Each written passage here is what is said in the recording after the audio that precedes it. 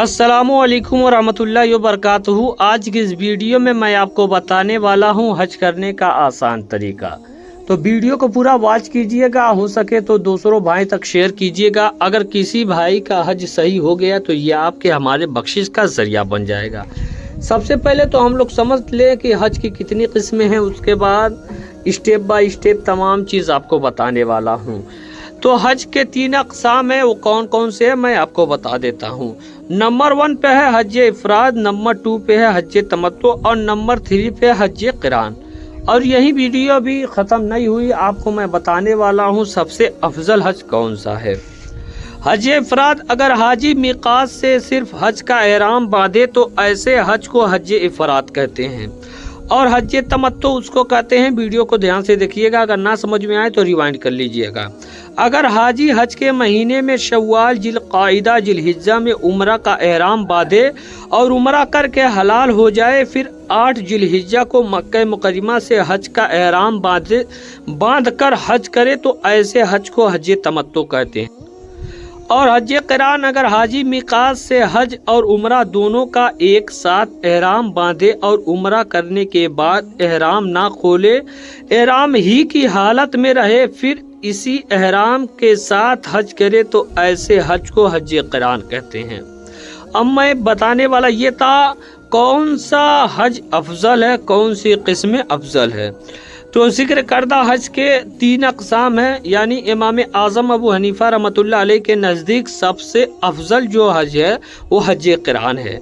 लेकिन आजकल चूँकि सफ़र हज का निज़ामुल औक़ात हाजी के काबू में नहीं रहता है और बाज़ औक़ात वक्त से बहुत पहले हाजी को मक्का पहुँचाना होता है, इतने तवील अरसे तक एहराम की हालत में रहना और एहराम की ममनुआत से बचना मुश्किल होता है। अब मैं आपको बताने वाला हूँ, हाजी 8 जिलहिज्जा को फजर की नमाज मक्का में पढ़कर मिना के तरफ रवाना हो जाए। मिना में पहुंचकर 5 नमाजें अपने अपने वक्त पर अदा करे। 9 जिलहिज्जा को फजर की नमाज मिना में पढ़कर मिना से अरफात के लिए रवाना हो जाए। अरफात पहुंचकर जोहर और असर की नमाजें एक साथ जोहर के वक्त में अदा करे और गुरूब आफ्ताब तक अरफात में रहे। गुरूब आफ्ताब के बाद तलबिया पढ़ते हुए अरफात से मुजदलफा की तरफ रवाना हो जाए। मुजदलफा पहुंचकर मगरिब और ईशा की नमाज ईशा के वक्त में अदा करे, रात मुजदलफा में गुजारे और फिर 10वीं जिलहिज्जा को फजर की नमाज मुजदलफा में अदा करने के बाद मिना के लिए रवाना हो जाए।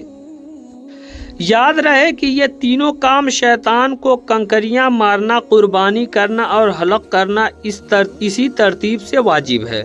हलक कराने के बाद और तमाम ममनुआत एहराम हलाल हो जाएंगे जो एहराम की वजह से मनाते हैं, सिवाय बीवी के जो तवाफ़ ज़ियारत के बाद हलाल होगी। इसके बाद तवाफ़ ज़ियारत करे जो 10वीं को करना अफजल है। 12 तारीख के सूरज गुरूब होने तक कर सकता है।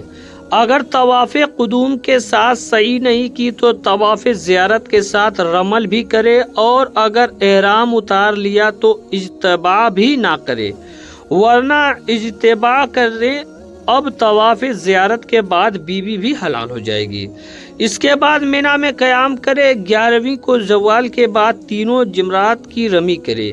इसी तरह 12वीं को भी रमी करे, फिर चाहे तो मक्का वापस आ जाए। अफजल ये है कि 13वीं को ज़वाल के बाद रमी करे, 13वीं को ज़वाल के बाद रमी करके आए। बस अब मुफरद का हज मुकम्मल हो चुका। जब तक चाहे मक्का में क़याम करे और खूब तवाफ़ और उम्रा करे, मगर उम्रा 13वीं जिलहिज्जा के बाद करे, क्योंकि 9वीं से 13वीं जिलहिज्जा तक उम्रा करना मना है। हो सकता है मेरे कहने में आपको कहीं गलती नज़र आई तो अपना छोटा भाई समझकर हमारी इस्लाह कर सकते हैं। अगर आपने वीडियो में कमेंट किया किसी भी चीज़ के बारे में हज के रिलेटेड तो इंशाअल्लाह तबारक व तआला वीडियो बनाई जाएगी। अगर वीडियो अच्छी लगी हो तो लाइक, कमेंट, सब्सक्राइब जरूर कीजिएगा। मिलते हैं अगली वीडियो में। अस्सलाम वालेकुम।